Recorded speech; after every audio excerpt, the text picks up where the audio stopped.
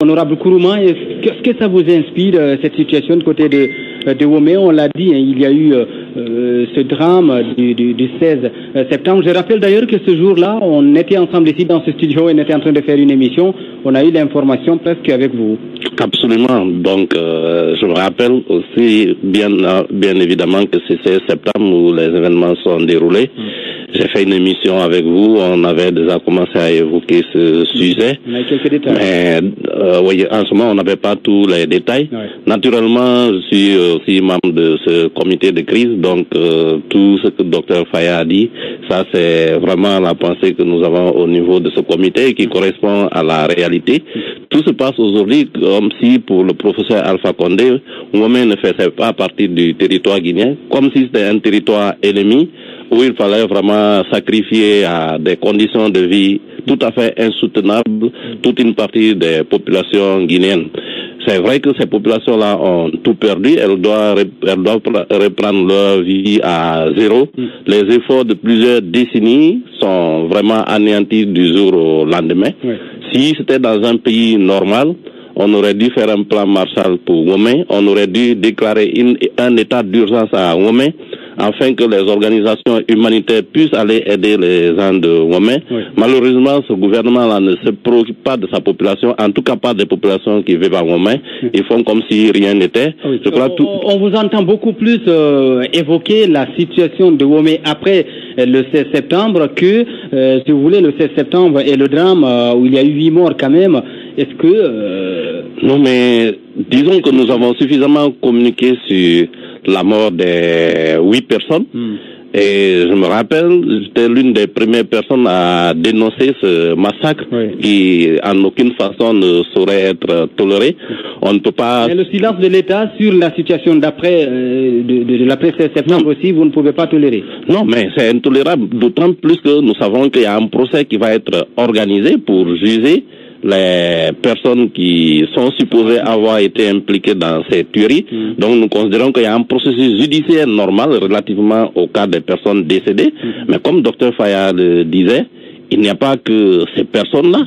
Il y a aussi la 8e victime qui a été victime d'un tir par balle réelle, mais aussi l'ensemble des personnes qui sont mortes en Womé, l'ensemble des personnes dont les biens ont été pillés, et ces femmes aussi qui ont été violées. La justice, c'est pas une justice sélective. La justice vraie, c'est une seule et unique justice qui s'applique à tous de la même façon. Mais pour le moment, pour notre gouvernement, quand on parle de justice à Womé, c'est la justice contre les villageois, pas la justice pour tout le monde. Donc, c'est ce qui est vraiment dommage. Heureusement, ça ne restera pas comme ça. Pendant le procès, nous pensons que l'ensemble des efforts vont être déployés pour que les gens de l'État et l'État même qui a pu se rendre compte d'agression puissent répondre. Mais si ça ne marche pas, à ce niveau, naturellement, comme vous disiez, les organes supranationaux, les juridictions supranationales seront saisies. Ça, ce sont les institutions qui sont au niveau sous-régional ou continental, il l'évoquait tout à l'heure. Oui, en tout cas, c'est selon nos informations, depuis que vous avez déposé la plainte du côté des Jéré-Corée, jusqu'à présent, aucun présumé coupable n'a été entendu par un juge d'instruction, par exemple. Est-ce qu'à ce niveau, vous êtes en train de faire quelque chose pour faire bouger un peu les choses? Mais vous savez, nous avons là un système, nous avons là un gouvernement qui est vraiment de mauvaise volonté, de mauvaise foi. J'ai écouté une autorité qui s'est rendue récemment à Womé. Eux, quand ils parlent des victimes de Womé, dans leur tête, il n'y a de victimes à Womé que les 7 personnes qui ont été tuées. Même la 8e personne qui est décédée par balle le jour-là ne compte pas. Tout se passe comme si les gens qui sont originaires de Womé ne sont pas des êtres humains. Et ça, c'est une théorie que le gouvernement a essayé de répandre. Il a fallu que nous montions au créneau pour faire comprendre aux gens qu'à Womé, c'est des hommes normaux qui y vivaient, et que bien sûr il y a un drame qui s'est déroulé dans ce village qu'on ne peut pas nier. Il y a aussi eu des drames à Fouré-Caria, 2 policiers ont été brûlés là, et personne n'a vu exactement, non, personne n'a même vu l'État se lever et envoyer Irambé dans ce village-là pour occuper ce village pendant 6 mois. En tout cas, on va suivre ce dossier de très près avec vous et vous-même, Abdoul Baldé, et donc ce dossier de Womé. On va changer peut-être des sujets pour revenir sur l'actualité sociopolitique, c'est l'actualité politique notamment, avec cette crise qui est née. On peut déclarer cette crise-là, je pense officiellement, l'opposition qui se retire de l'Assemblée nationale, qui dit ne plus reconnaître la Commission électorale nationale indépendante. Tout est parti de ce chronogramme qui renvoie l'organisation des élections communales en début 2016, c'est-à-dire qu'on n'aura pas de communal en 2015, alors l'opposition n'a pas été d'accord sur cette question-là. Est-ce qu'on peut vous entendre sur ce sujet-là, vous, honorable Koni Kourouma, donc sur ce dossier, parce que voilà, c'est une première d'intervenir sur Nostalgie Guinée. Qu'est-ce que ça vous... Non, mais... ce chronogramme. Absolument, nous trouvons ce chronogramme absolument insensé. Et nous pensons que la mauvaise foi a prévalu à son élaboration. Et c'est un chronogramme qui a été dicté certainement de la présidence de la République, parce que la CENI, qui est un organe indépendant, qui travaille donc de façon indépendante et qui est censé avoir voté sur ce chronogramme, nous a donné la date du 11 octobre. Mais 2 jours avant, le président qui était à Paris avait donné la même date du 11 octobre. Donc il est clair que c'est une date qui a été dictée par la présidence de la République. Mais à ce niveau quand même, il faut se dire qu'on a respecté ce que prévoit la Constitution sur le mandat présidentiel. En fait de Constitution, les élections présidentielles auraient pu être organisées entre le 21 septembre et le 21 octobre. Oui. Mais que dans cet intervalle-là, la CENI ait choisi exactement le 11 octobre que le président avait choisi, c'est que la CENI, au moins le président, peut-être qu'ils ont la télépathie. Peut-être qu'il y a la télépathie qui existe entre les deux, sinon le président donne carrément des injonctions à la CENI. Mais c'est pas ça notre problème. Notre problème n'est pas la date du 11 octobre. Notre problème, c'est le report des élections communales d'une année supplémentaire. Les élections communales, c'est des élections qui auraient dû être organisées depuis 2010. En 2010, nous étions dans un régime de transition. On aurait pu comprendre que ces élections-là puissent être reportées parce que là, les institutions, la Constitution avait été à un moment suspendue. Mais dès qu'on remet les institutions en place, on rentre dans un régime démocratique normal. Les élections communales là étaient dues dès 2011. 2011, on les a reportés. 2012, on les a reportés. 2013, on les a reportés. 2014, on les a reportés. Maintenant, le gouvernement nous dit aujourd'hui, puisqu'on les a reportés longtemps, donc c'est normal de les reporter. Si on suit cette logique, on pourra les reporter jusqu'en 2030. Ça, c'est inacceptable. Les collectivités locales ont besoin d'avoir leurs conseils élus, parce que si vous n'avez pas de conseils élus au niveau des collectivités locales, le développement ne pourra pas se faire de façon harmonieuse. Et c'est la base de la démocratie. Mais est-ce que vous pensez que apparemment la CENI mise sur le temps, est-ce qu'il est possible d'organiser ces deux échéances-là, ou en tout cas les élections communales avant la présidentielle, sur les deux? Bien sûr. Au Nigeria, je vais vous dire, cette année, le Nigeria est un pays presque en guerre.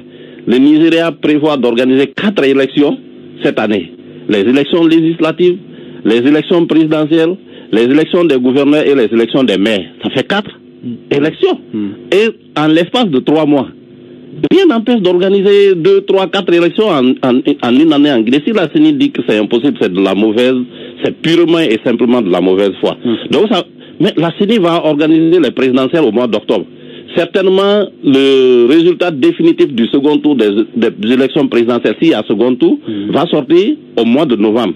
La CENI nous dit qu'elle peut organiser donc les communales juste après ça, au premier trimestre. Donc à 4 mois d'intervalle, elle pourra organiser les communales. Alors pourquoi à 4 mois d'intervalle en avance, cette même CENI ne peut pas organiser des élections communales? C'est du non-sens. C'est-à-dire quand tu suis la CENI dans sa propre logique, il n'y a aucune logique purement et simplement. Il n'y a pas de logique sinon que la volonté manifeste de la CENI et de ses commanditaires de ne pas faire respecter la démocratie.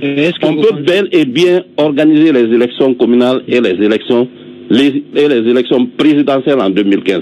Personne n'est en train de dire de ne pas organiser les élections présidentielles. Non. En tout cas, moi, je ne le dis pas. C'est pour ça, moi, je ne raisonne même pas en termes d'inversion de l'ordre des élections. Moi, je ne dis pas qu'il faut organiser les élections communales avant les présidentielles. Ce que je suis en train de dire, c'est qu'il faut organiser les élections communales maintenant. Les élections communales sont dues depuis longtemps, donc elles doivent être organisées avant le 30 juin de 2015. Donc, est-ce que vous pensez que la Guinée dispose de ces moyens pour organiser, ne serait-ce que cumuler les deux élections, par exemple? Mais écoutez, en termes financiers, organiser une élection organiser une élection au mois de juin-juillet ou l'organiser 6 mois, 9 mois après, ça change quoi? De toute façon, c'est de l'argent que vous allez dépenser. C'est pas qu'on ne va pas dépenser cet argent. Et en plus, si vous dites que la Guinée n'a pas tant d'argent, pourquoi le président de la République organise de façon si discutable son budget de souveraineté? Son budget de souveraineté, rien que l'argent de son budget de souveraineté peut servir à organiser 2 élections. Parce que les communales, on nous dit que c'est autour de 250 milliards. Son budget de souveraineté de 2014 à 2015 a augmenté de l'ordre de 200 milliards. Donc, en ramenant son budget de souveraineté au niveau qui était déjà très élevé en 2014, on peut déjà trouver l'argent pour organiser ces élections. C'est pas l'argent qui manque. Et en plus, le travail de la CENI n'est pas de nous dire qu'il n'y a pas l'argent. Le travail de la CENI, c'est de nous dire, ok, voilà les élections, je peux les organiser à telle date et voilà l'argent qu'il faut pour les organiser. Il appartient au gouvernement et au Parlement de faire en sorte que cet argent soit disponible.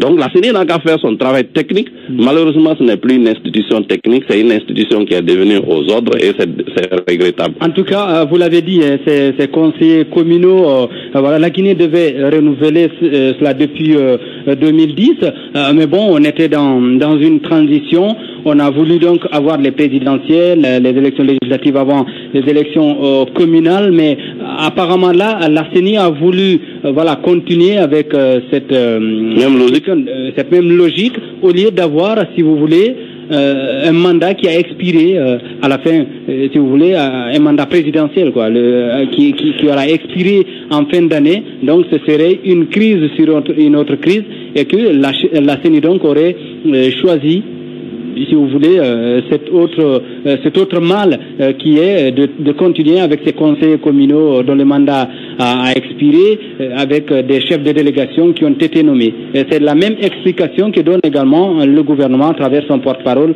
Damantan Albert Camara, que nous avons suivi d'ailleurs hier à la télévision. Décidément, cette explication-là ne convainc personne.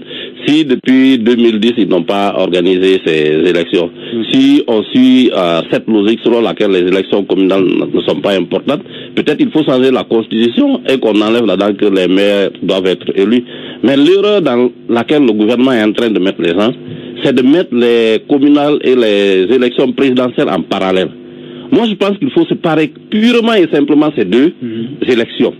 Notre position, c'est que les élections présidentielles doivent se tenir à date.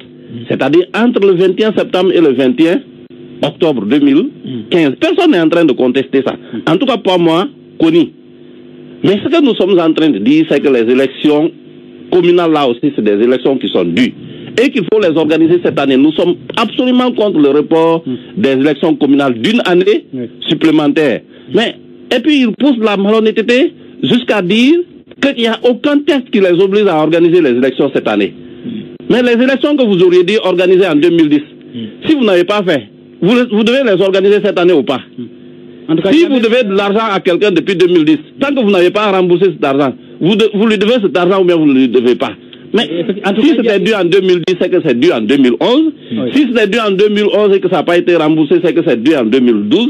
Si c'était dû en 2012 et que ça n'a pas été remboursé jusqu'en 2015, c'est que c'est encore dû en 2015. En tout cas, il y a même un rejet des accords du 3 juillet 2013, alors qu'on a écouté les 2 médiateurs, facilitateurs de cet accord-là, de ce dialogue politique, qui ont expliqué qu'il y avait ce point-là sur l'accord additif. Alors, mais vous savez, franchement, moi, je ne suis pas un gros partisan des accords politiques. Je pense qu'il faut qu'enfin en Guinée, on soit dans la République. Et la République, c'est pas quand M. Dalin et des gens s'asseyent dans une salle, ils paraffent un papier. Dès le départ, on avait déjà dit que ces petits arrangements-là, arrêtez de faire ça, ça ne va pas nous, ça va pas nous faire bouger dans le consensus. Écoutez, la République, c'est pas le gouvernement par le consensus. La République, c'est le gouvernement par les lois. Et quand ça sort, le gouvernement vous fait sortir les lois. Quand ça sort, le gouvernement ne vous fait pas sortir les consensus. Quand vous suivez le raisonnement du gouvernement, à tout moment, quand vous demandez de recomposer la CENI, ils vous disent non, la loi nous interdit de recomposer la CENI. C'est ça, le gouvernement est sur une base de raisonnement légal. Si l'opposition quitte le terrain légal pour aller sur le terrain de consensus, c'est un terrain sur lequel le gouvernement est fort. Parce que dans le consensus, c'est la loi du plus fort.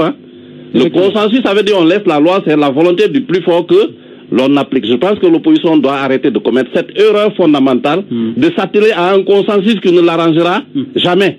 Les élections communales sont dues parce que c'est légal. La loi vous dit que l'article 136 de la Constitution, que les collectivités locales s'administrent librement par des conseils élus et que le mandat de ces conseils-là est de 5 ans. On n'a pas besoin de vous préciser la date d'organisation des élections. Le fait que c'est 5 ans, ça veut dire qu'avant que les 5 ans-là ne se terminent, il faut renouveler. Le fait qu'on a fait l'erreur de ne pas les renouveler à temps ne rend pas cette situation-là normale. L'existence des conseils actuellement, je ne parle même pas des délégations spéciales, les conseils qui existent dans la plupart de nos communes, c'est une illégalité. Je crois que vous ne trouverez aucun juriste sérieux qui va vous dire que les conseils qui existent actuellement ont un mandat légal. Effectivement, il y a l'unanimité à ce niveau-là, même les chefs de délégation qui ont été nommés ont déjà leur mandat expiré. Parce que mais je ne vois pas pourquoi les gens laissent le côté légal pour aller brandir des chambres papiers que même le gouvernement n'a pas signé. À ce niveau d'ailleurs, comment est-ce que vous comprenez la réaction de l'opposition juste après cette annonce de la CENI, l'opposition qui quitte déjà l'Assemblée nationale et qui dit ne plus reconnaître la CENI? Bon, il y a deux questions. La question de la non-reconnaissance de la CENI. Nous savons que la CENI, dans sa forme que nous avons, en tout cas avec les hommes que nous avons actuellement, a montré ses limites. Elle a montré ses limites aux élections présidentielles. On a dû importer un Malien pour nous aider à les organiser. Elle a montré ses limites aux élections législatives. L'opposition avait déjà failli boycotter le Parlement dès le départ. Donc moi je pense qu'il faut qu'à un moment ou à un autre on tire les leçons et qu'on arrête de fatiguer les peuples. Si cette CENI a montré ses limites, il faut qu'on revoie quelle forme de la CENI peut marcher pour la Guinée.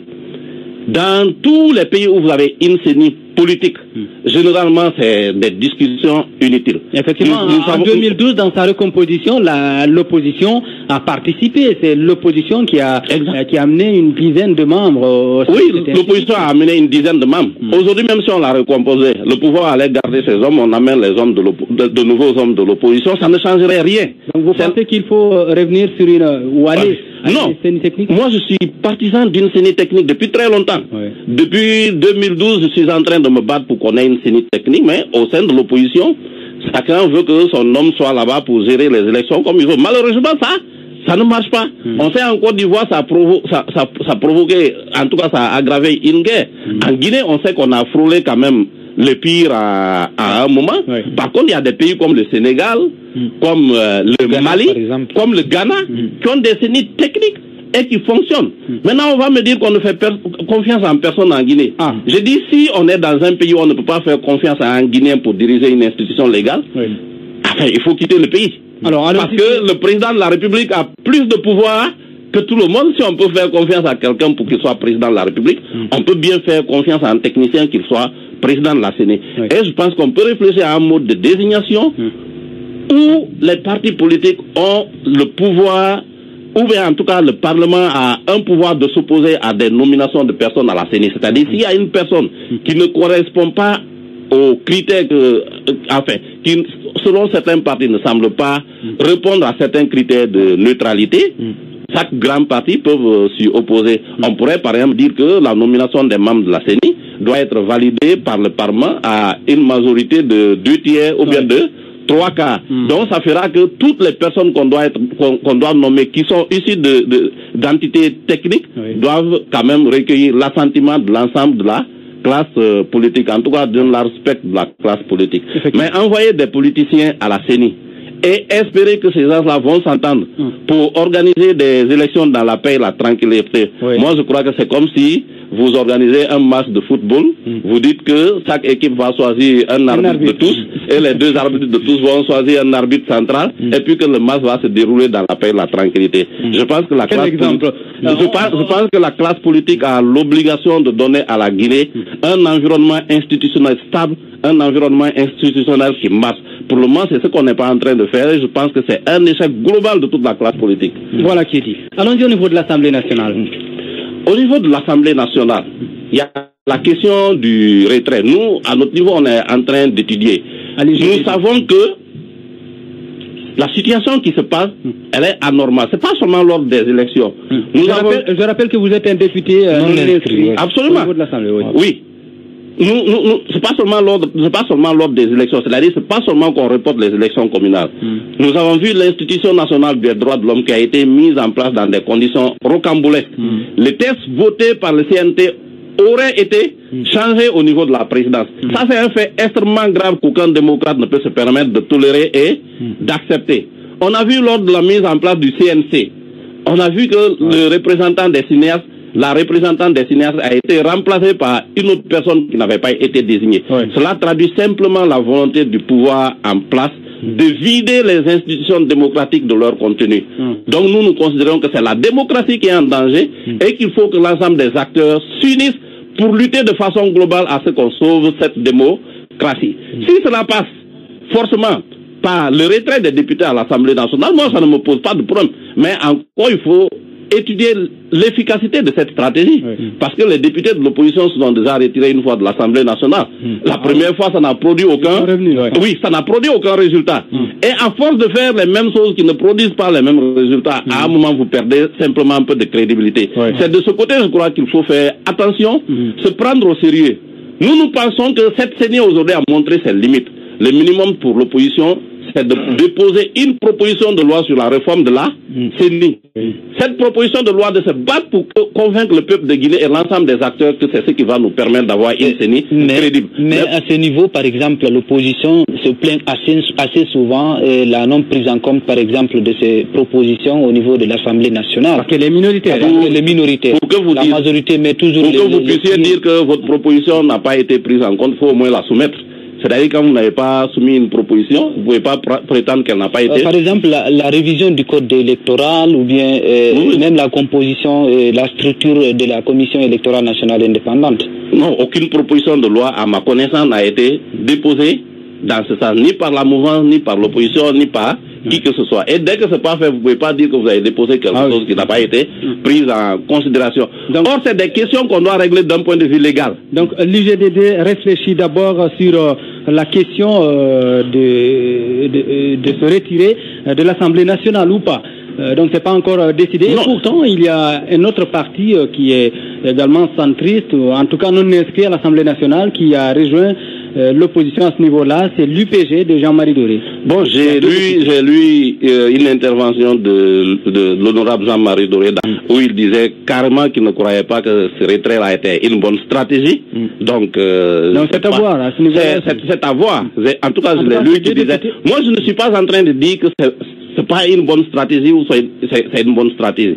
À ce niveau, je pense que il faut qu'on voie globalement quel est l'objectif qu'on veut atteindre de ce retrait.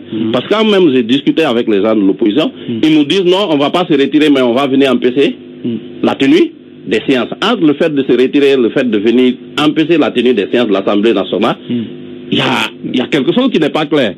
D'abord, clairement, il faut qu'on dise exactement qu'est-ce qu'on veut et pourquoi on est en train de le faire. Et c'est le combat qu'on est en train de mener. Ça va être simplement pour qu'on change l'ordre des élections, ou bien qu'on va aussi ajouter les autres atteintes à la démocratie que nous avons connues. Je vais vous dire, même l'Assemblée nationale ne fonctionne pas.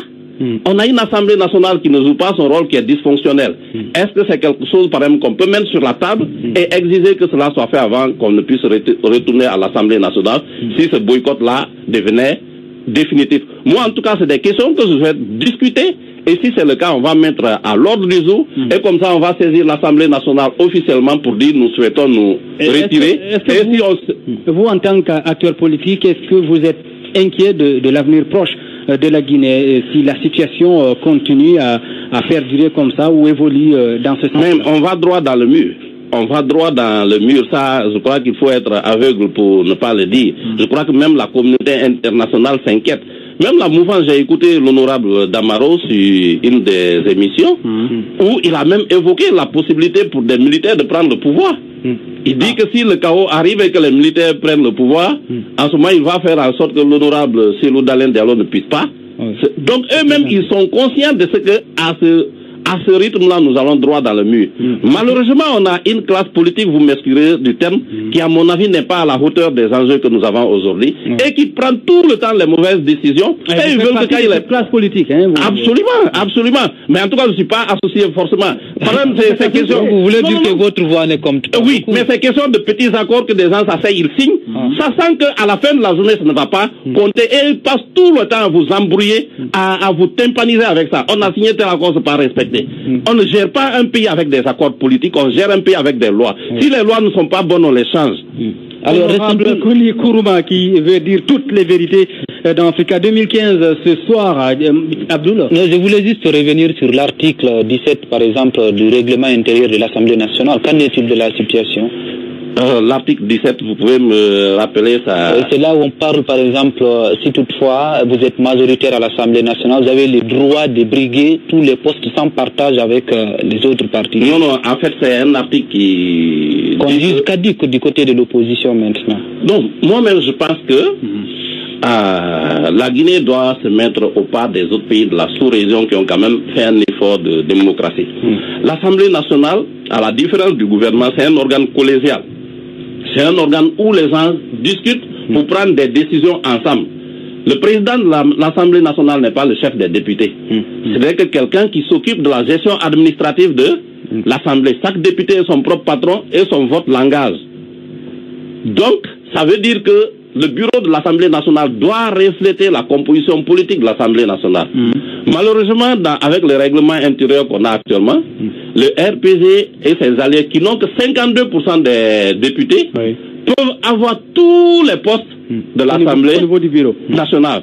Ils ont même dit que c'est par charité qu'ils ont laissé deux postes, je crois. Sur les 11 postes de bureau, ils ont laissé 2 à l'opposition. Et ils ont ajouté que c'est par charité.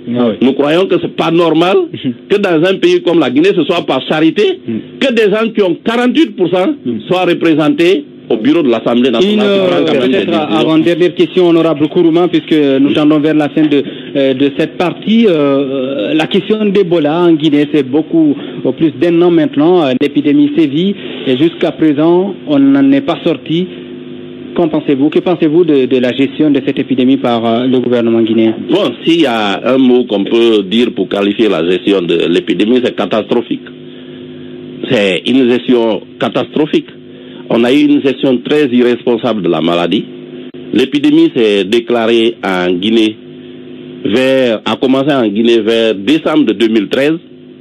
On a attendu presque au mois d'avril pour annoncer cette épidémie. Les gens nous disent c'est parce qu'ils ne savaient pas. Mais vous avez une maladie qui tue vos citoyens. Vous passez 3 mois, 4 mois sans savoir. Mais ça, c'est simplement irresponsable. Parce que je vous dis, ça serait passé au Sénégal. À la minute près, ils auraient fait les analyses pour savoir ce que c'était. Mais en Guinée, les gens ont traîné inutilement. Vous avez déjà donné votre avis, c'est catastrophique. Voilà, il y a une question là de nos amis de Écho des régions. Une fois, vous avez déclaré sur Écho des régions qu'il y a une présence de Lilimo dans la ville de Ndjerekore. Qu'en est-il à l'heure actuelle? Bon, après cette déclaration, les autorités militaires de la région avaient arrêté un certain nombre de personnes qui étaient effectivement en possession d'armes. Le préfet de Ndjerekore m'avait attaqué sur des zones pour dire que je racontais des histoires, qu'ils ont arrêté des hommes armés, mais ce n'étaient pas forcément des éléments de Lilimo. Nous lui avons dit, ok, pour autant que c'est des hommes armés, donc qui tirent sur des forces de l'ordre, c'est que c'est des rebelles. Donc vous reconnaissez qu'il y a la présence de rebelles à Ndjerekore et notamment dans le quartier d'Orota. Malheureusement, le procès qui a été organisé pour ces gens a abouti à la relâche pure et dure de la plupart de ces éléments. Est-ce qu'ils ont été relâchés avec leurs armes? Ça, c'est quelque chose qu'il faut voir. Et bien voilà, honorable Olomo Kony Kourouma, député UGDD à l'Assemblée nationale, merci d'être passé dans cette émission. Merci beaucoup. Abdoul Baldé, merci, au revoir à tous et merci à la technique gérée ce soir par Jules Dessau.